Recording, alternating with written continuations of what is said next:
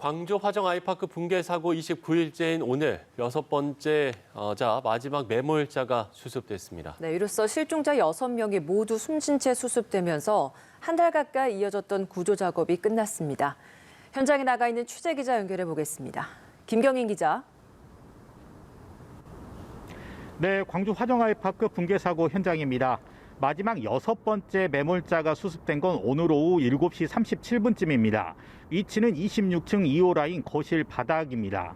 지난 1일 탐색 구조 당국에 발견된 지 일주일 만, 사고가 발생한 지 29일째 가족의 품으로 드디어 돌아간 겁니다. 고민자 광주소방안전본부장은 1시간 30분 전 긴급 브리핑에서 현장에서 구조대원들이 확인한 결과 사망한 것으로 추정된다고 밝혔습니다.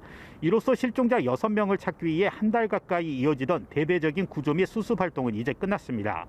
정말 세계적으로도 유례가 없었던 재난사고 현장이었는데요. 전국 소방청 동원령에 따라 전문 구조대원이 연 841명이 투입됐습니다.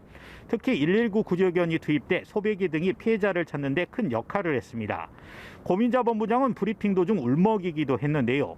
불의의 사고로 유명을 달리하신 고인들의 명복을 빈다면서 살아있기만을 간절히 바라면서 한시라도 현장을 떠나지 않고 가슴 저리며 기다린 가족들에게 깊은 위로의 말을 전한다고 말했습니다. 네, 김 기자, 그동안 구조와 수습 과정에서 고비가 많았죠? 네, 그렇습니다. 광주 화정 아이파크 신축 아파트 공사장에서 사고가 발생한 건 지난달 11일 오후입니다. 39층에서 콘크리트 타설 작업 중 붕괴 사고가 발생하면서 39층부터 23층까지 무려 16개 층이 붕괴됐습니다. 이 사고로 작업자 6명이 연락이 끊겨 실종됐습니다. 첫 번째 희생자는 사고 발생 사흘 만인 지난달 14일 1호 라인 지하 1층에서 수습됐습니다.